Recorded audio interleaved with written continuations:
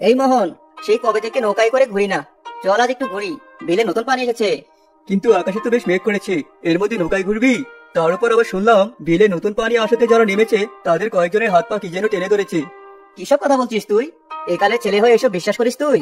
তোকে তো আমি সাহসী ভাবতাম, কিন্তু তুই যেমন ভীতু তা তো আমি জানতাম না।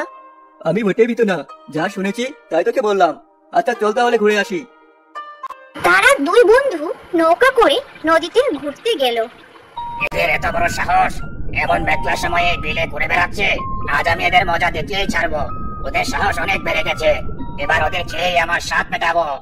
এরকম বৃষ্টি পড়া শুরু হলো যে, এদিকে বিলের মাঝে চলে এসেছি। বাড়ি যেতে যেতেই তো ভিজে একাকার হয়ে যাবো। তাতে কি হয়েছে?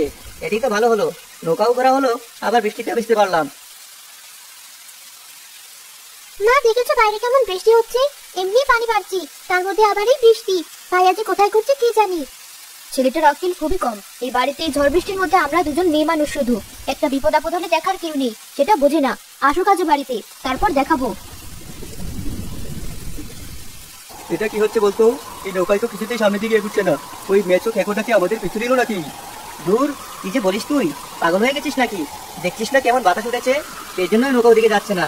তুই ভয়ে সব ভুলে ফেলেছিস দেখছি। আরে তাই তো, আমি তো খেয়ালই করিনি যে বাতাসের বেগ ওদিক থেকেই আসছে। দুই বন্ধু বুঝতে পারলো কি হাওয়াতে নৌকা নড়ছে, কিন্তু সেরা জানে না নদীর ভিতরে এক রাক্ষস আছে। নৌকা চালানোর অনেক চেষ্টা করছে, কিন্তু নৌকা সেখান থেকে নড়ছে না। তোকে আবার কথা বলছি কেন? তুই যে ভীতু। তুই আমাকে এভাবে একদম ভীতু বলবি না বলে দিলাম। ঠিক আছে, শেষ রাতে আমি নিজে তোকে ডেকে মাছ ধরতে আসবো। তুই বাড়ি গিয়ে জাল ঠিক করে রাখিস। আরে এরা নাকি আবার শেষ রাতে আসবে? এখন তাহলে এদের যেতে দে, শেষ রাতে মজা বোঝাবো এদের। এই দেখ, বাতাস ঘুরে গেছে, আমাদের নৌকাও এখন একাই পাড়ের দিকে যাচ্ছে। ঠিক আছে, তুই তাহলে বাড়ি যা, শেষ রাতে আমি নিজে তোদের বাড়ি চলে আসবো। ও ভীতু বললো তাই মাছ ধরতে রাজি হলাম, কিন্তু আমার মনে হচ্ছে কিছু একটা হতে চলেছে। বৃষ্টি আরো বেড়ে চলছে, তাড়াতাড়ি এবার বাড়ি যাই। আজ শেষ রাতে একটা আস্ত মানুষ আমাকে ভোজন করতে হবে। এবার আর এটাকে ছাড়া যাবে না, যে করেই হোক এটাকে আমি ভোজন করবই। আবার বলেছে না মাছ ধরতে আসবে, মাছ তো ধরবো আজ আমি। মা, একটা গামছা দাও দেখি, ভিজে কাক হয়েছে একেবারে। এই ঝড় বৃষ্টির মধ্যে এখন তোর ফেরার সময় হলো? তোর কি কোনো আক্কেল হবে না?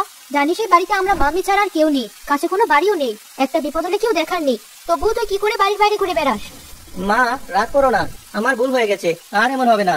কেন রাগ করবো না? আর আমাদের কথা না হয় তুই না ভাবলি, তুই নিজে যে বৃষ্টির মধ্যে ভিজেছিস, তোর কিছু হলে তখন কি হবে?